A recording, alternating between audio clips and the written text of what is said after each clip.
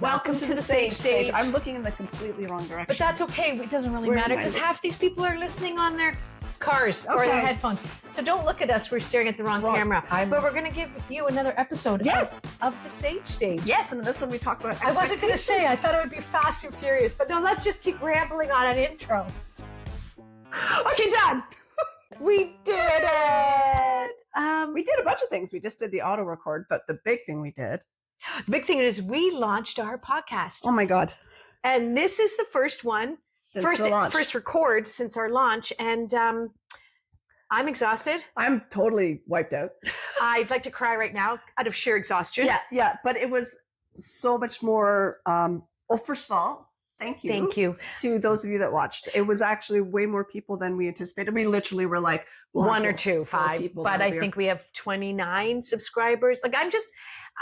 Which that's not why we did this. We did this just to be us and prove to ourselves that we can do big things. We can do hard things. We can do hard things. And it's not perfect. It's rough, and there's all kinds of. It's so rough, and it's in the wrong order, and all kinds I don't of know. Shit. But that was part of the point of this, is to watch us figure it out. And if you can watch us figure it out, then maybe you can figure out that you can do hard things too. But we have been listening. We've been listening and seeing comments and critiques. And trust me, we hear you. We know it.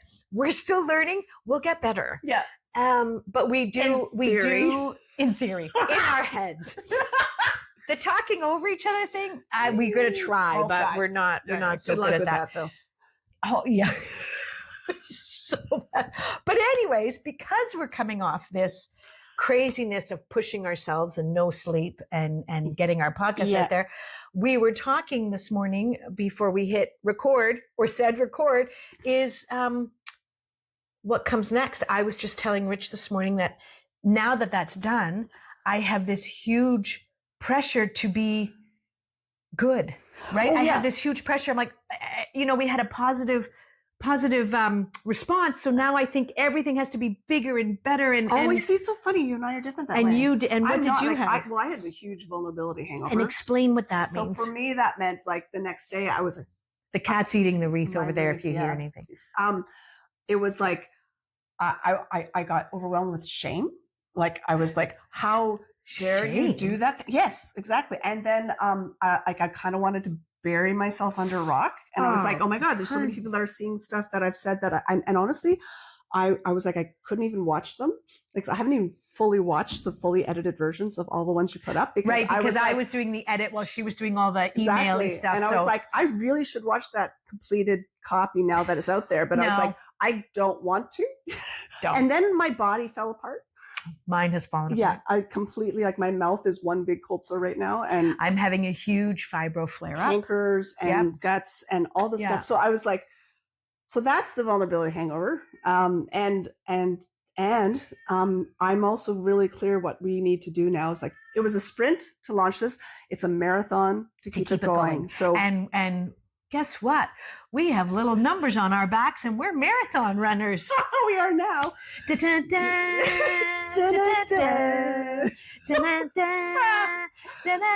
that from?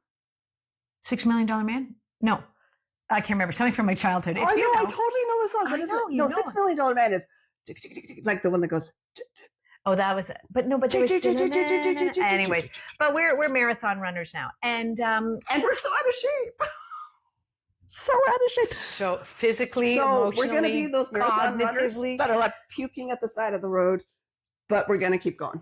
Yeah, we are. Yeah. So I'm realizing that something I need to work on and figure out the balance is my expectations versus the reality, and not beating myself up when the reality doesn't meet the expectations, as long as it gets done. I mean, you have to find balance. This is it. And here's the thing. Like it kind of, there's a bit of, our three backgrounds coming in here a bit for me, because I always tell myself I'll work for months and months and months on a show. And sometimes there's no one out there in the audience, right? Like sometimes there's fewer people in the audience than there is on stage. You're not supposed to run a show if there's fewer in the audience. You're not supposed to, but sometimes. But I've done it. And the thing that gets me through though is like, if even just one person during the entire run has a moment of change, a moment of realization that they come in one way and they leave slightly better, then it's worth it, right? And we got that. Like there was a number of you, and thank you for those of you that said, "Hey, I really feel seen. I appreciate your vulnerability." And I'm like, okay, that's enough for me. If just one of you had said that, and you know who you are, it made all the difference to me to keep going. Yeah. And the expectation for me now is like, there was those one, even if it's going to be 4 episodes before someone else says, hey, that was helpful to me. It's the hope that we continue to have that kind of impact is what's going to keep me going. But yes, I 100% agree. And I think we had expectations of how we wanted to launch, of what we thought we were going to do. So many things we wanted to get done, but that's okay. Like it's okay that we didn't meet the expectations in our head. And I'm coming to realize doing this with you is this is the first time that I have really pushed myself to bring one of my crazy ideas to reality with your help, right? And through that, I pushed through my fear of not being perfect, my fear of I'm putting myself out there, of me being seen. Not about talking about personal things, because I'll talk to someone at a bus stop about my vagina. She will. Well, drives Rich crazy. You don't need to say that, but I can't help it. Because I always feel that my shit might help someone else's shit. Yeah. And I have no shame. Theater background. Yeah. But there's something about putting it in a format that is recognizable. It's one thing just to have an impromptu conversation with somebody. We've done that lots, right? That's what you're talking about. But but for us to formalize it and say, hey, we have a podcast, listen to us. Well, what I'm saying is the expectation is I dropped. I don't want to say I lowered, but I altered the expectation to match the reality so I could get this done. And I didn't did that make sense? No, tell me more about that. I didn't lower, but we had the expectations. And then at one point, and I think you were like, we're not going to get this done. And I said, no, it's going to be what it's going to be. We're going to get it out there. And I wasn't saying I was believing it. I was saying it out loud to say, no, we can't live. You can't worry about the expectations, because sometimes they're not going to happen, and that's okay. And I look back at my life and I think of so many things I started to do or I wanted to do, and I would let someone, some event make me go, I guess that's not meant for me, or I guess I'm not going to push myself to do that. Exactly. There's always a reason why I shouldn't do it. But the reality is my expectation was up here, and not that the reality is down there, but you make it so big in your head. Yeah, it's true. You make it so big in your head so that it needs to be perfect. And what I'm recognizing now is that we're not perfect. And perfection is the enemy of done. Like I said before, perfect is for robots. Yeah, but and you caught me on this in one of the previous episodes where I was like doing everything except this part, which is like trying to website things and email things and logo things. Yes, we weren't recording. All of the things that were around the thing as opposed to doing the thing. And that's actually been my history. And actually, John pointed this out. It's like when I try to produce and act in a show, I spend all my time on the production elements, and then the performance suffers because I am the opposite. And I think that's why we're so good. I'm not all about the performance, but I like to do things more physically. So that's performance, that's recording, that's like painting a set or I like to direct. I like to be there sitting down and doing things behind the scenes that would actually I have a different way of looking at it. I think doing all the stuff that you like to say hide and do, that's the kind of stuff that makes me go, then it might actually happen. I'm like, la, la, la, la, la. So we're actually very compatible that way and this is the reason why we got launched. I will give you credit where credit is due, because I think at least 3 times I very seriously came to Sean and said, we should push our start date. We should push our launch. We should push our launch. We're not ready. We're not ready. We're not ready. And I said, and you were no. like, let's just do it. And I'm like, okay. Because let's just do it.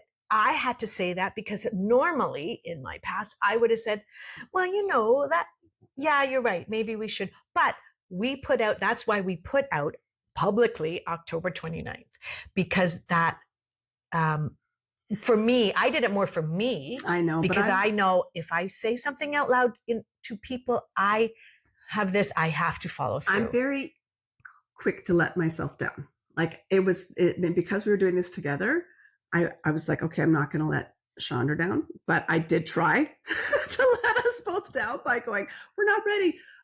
So the expectation that I had was that I had this whole list of things. I'm a list person. I had this whole list of things that I wanted to have accomplished and perfected and ready to go. And that list is about half done. So I'd like, and we're still here. We're doing, and the important part is this part, and we're showing up and we're doing it. All the other stuff, like I said, it'll get better. Like all the peripherals. Yeah, and I was going to say, I had a really great thought from what you said, and I was waiting for you to finish, and now I lost it because I'm trying not to talk over you. That was one of our notes. Sorry. That's okay. Menopausal brains don't let us do that. I know menopause. Oh, I've been like that in my life. You said something about, oh my God. You said something about, it was a great little soundbite. You said, letting myself down.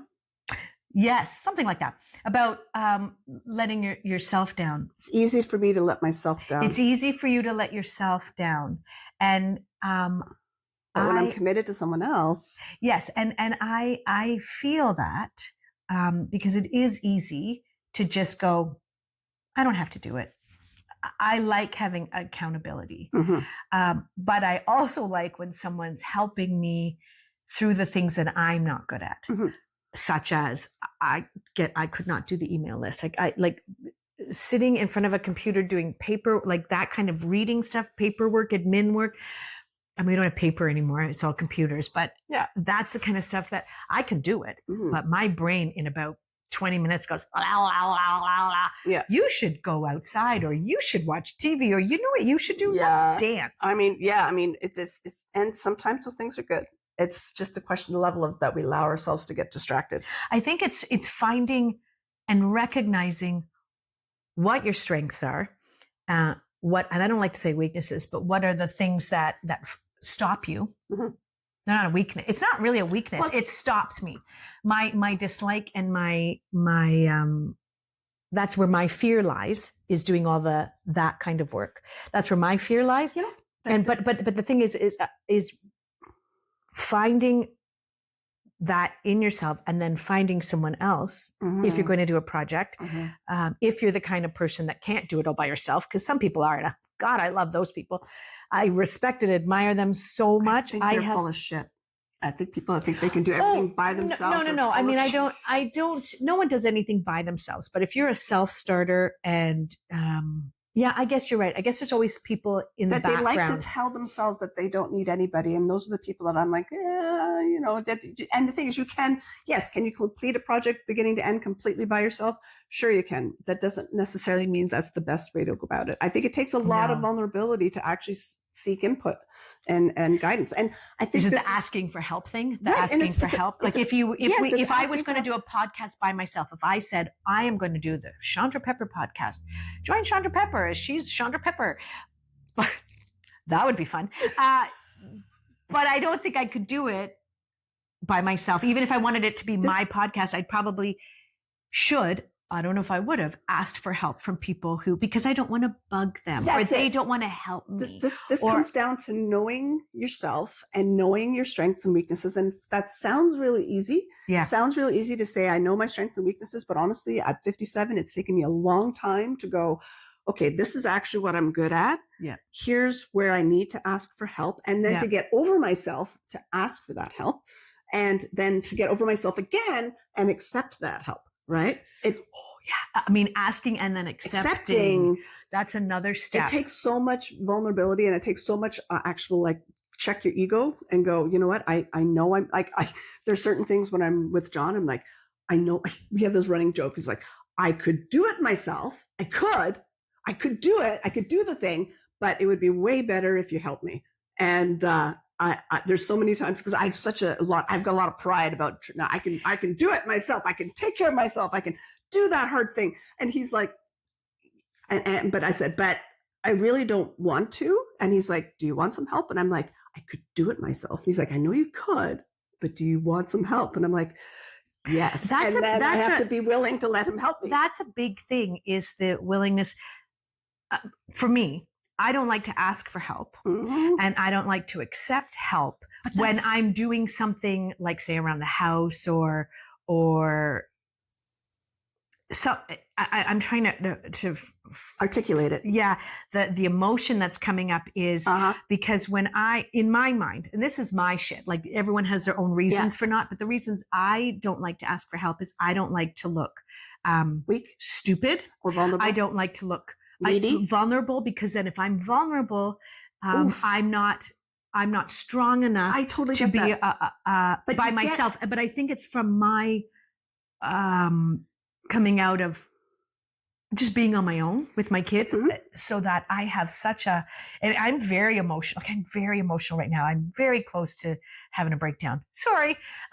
But I love you. But asking for help is, it's stupid to not ask for help. But I get there's actual, especially from my partner, like Rich would offer help and I will automatically go, fuck it, I can do it. I think that's our first F-bomb. Fuck it, I can do it by myself. Don't touch me. Don't touch me, but don't. I got it. Or he comes in with a helpful suggestion, and I automatically go, I don't need you. I can do this by myself. That's stupid. I know, but here's the thing. Vulnerability in that moment is what I'm recognizing. And thank you, Brené Brown, because I'm a huge fan of hers. She's great. And I've been listening to her stuff. And when I was teaching back in Conestoga days, I would make all my students listen to her viral TED Talks on vulnerability, because it is actually the powerful people that can embrace vulnerability. It is the powerful, strong people that can hold vulnerability, hold that space, and allow people in to help them, and she called it people who lived with their whole heart. And it's from woundedness, we protect our heart and we kind of go, no. But can I? You just said something that made me think there's different types of vulnerability. Sure. And when you said who are vulnerable, I think I'm vulnerable. I allow myself to be vulnerable emotionally. I allow people to think I'm crazy, messed up. Because I just put myself out there. But when it comes to physical tasks, when it comes to tasks, am I making sense here? Like when it comes to a task, like when it comes to, like, I'm emotionally open, I think. But you close off when it comes to. I close off I don't want any help when it comes to, and maybe that's because of my fibromyalgia, because I was always told, well, I don't like to have it.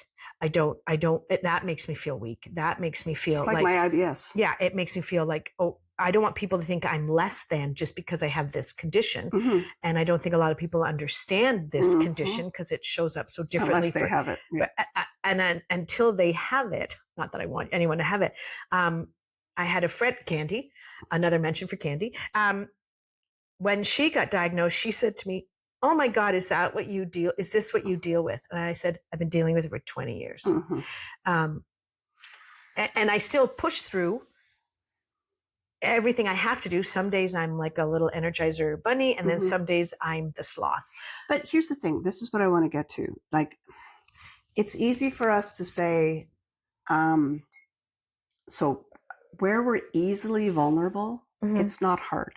Right? But where it's difficult to be vulnerable, that's where we have room to grow. I really genuinely feel that, like, when I come up against a block, when I come to that moment where I'm like I physically am triggered or emotionally triggered. That brings a hot flash for me.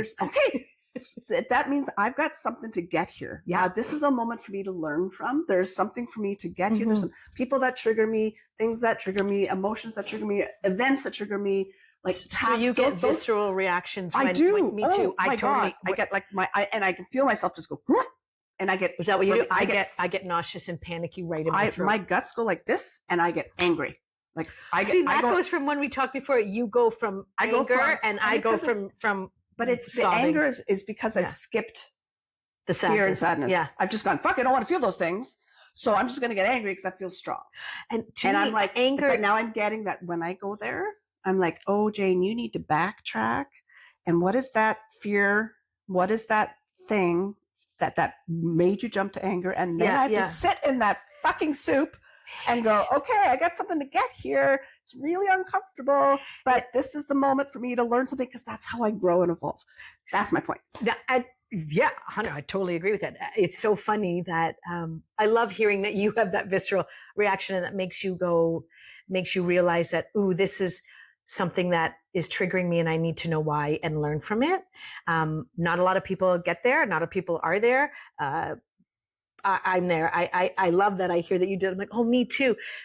Because even if Rich and I are having a moment, and how dare he say I'm not perfect? Because like, would you not want to be with me 24/7? God, I love him. No. But he'll say something, and part of me's like, God damn it! How dare you? How dare you say that? And then once the emotion goes down, I think, I'm making this public. He might be right. Yeah. I have publicly said sometimes he might be right. I guess I might, but I do try to go back to him and say,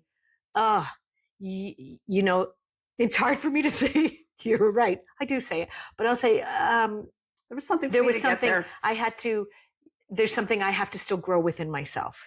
And I mean, 55, 56 in 2 weeks. Woo-hoo! Oh, 2 weeks today. Yeah. Oh, it's my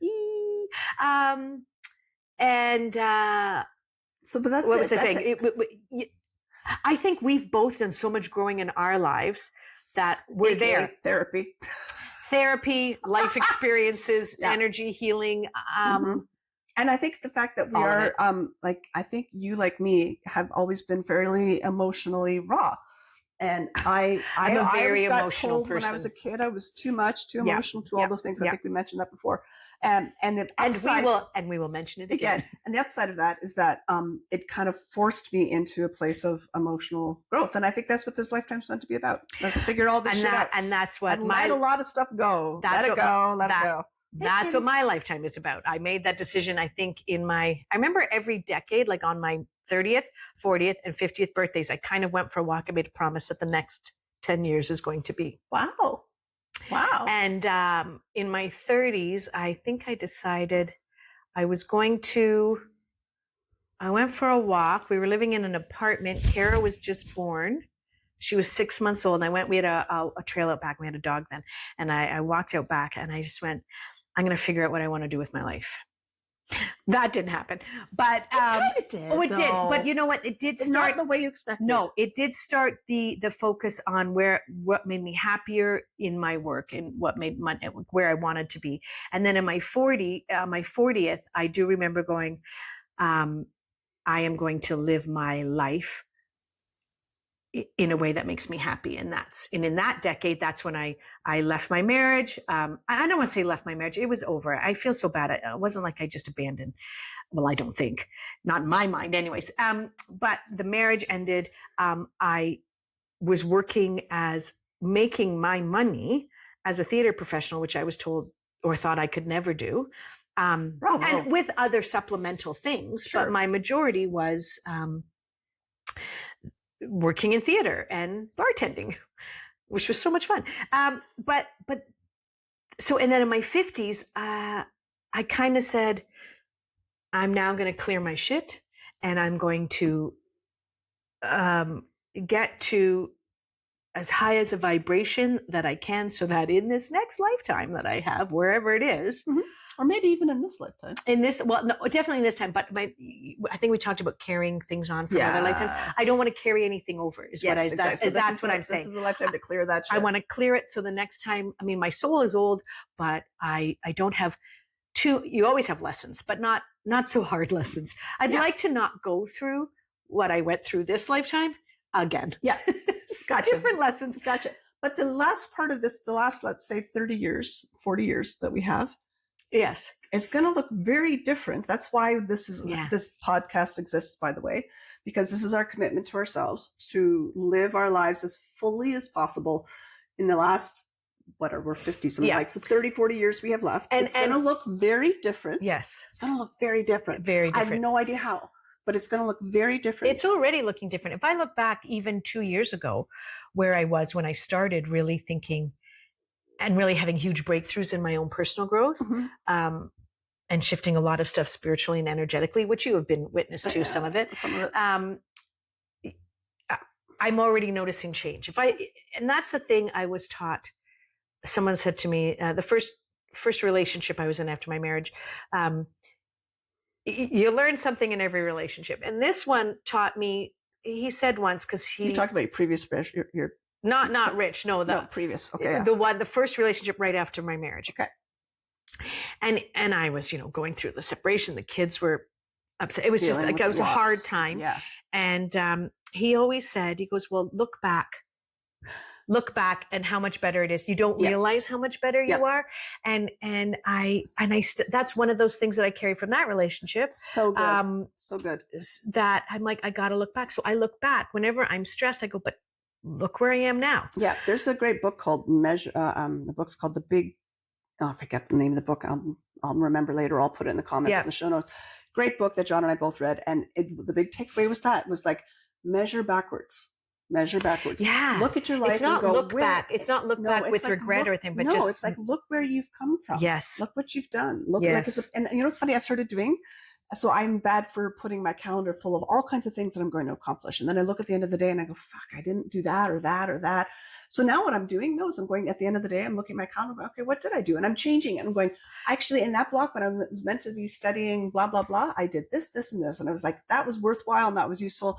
And I didn't not do anything today. I just did different things. Yeah. And I'm taking away the punishing view of like, look what you didn't accomplish, right? As opposed to look what you did. Yeah. So that's the way I've been trying to reframe. And that's almost changing the expectation to the reality, which is what we started on. Look at you circling back. That's so great. But I think, if we were going to end it on this, it would be, what are we talking about? Vulnerability and expectation and just, it's just, we're starting the journey. Oh, and that's what I wanted to say is, we're starting the journey of living our life differently and growing and getting rid of a lot of the stuff that stopped us in the past. And me as a person, I'm going to just say a woman, because some men have been tuning in too. Yeah, thank you. I love you. Yeah. I'm learning this. Like I learned this, started in my 40s.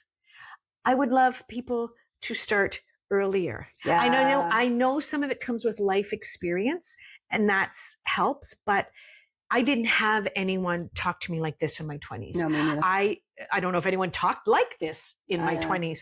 And anytime I started to try and kind of go into this realm of self-discovery, it was always, that's bad. Or really? Well, not bad, but like, because I was doing it more spiritually. Okay. And that was not smiled upon. Right. But, and I always do this, even when I teach theater to, teens and young adults, I'm always like, learn from me. Yeah. Well, don't let someone tell you you're less than. Don't let someone tell you you can't do it. Like, don't listen to that inner voice. Like when I'm teaching, and especially when I'm teaching improv, new improvisers have this, I don't want to say it, I'm going to look stupid. And I'm like, clear there. Push the judges off your shoulder, because you've always got someone right here going, don't say that. Mm-hmm. But I think our whole conversation is about breaking free of the expectation, the judgment, the whatever, and embrace the actual reality of what's going on, and that's okay. Yeah. It's okay. It's all good. It's okay to be you. It's okay to be me. Wasn't that also something from our kid? It's free. Oh my God, you're so cheesy. Be free. Be free. You and, what is it? Be free to be you and me? Yes. Where was that from? Oh my God. We had so many great things in the 70s. Yeah, we did. Oh my God. But so gays, not gays. Guys, or gays. We love everybody. We love everybody. Until next time. Until next time. Love ya.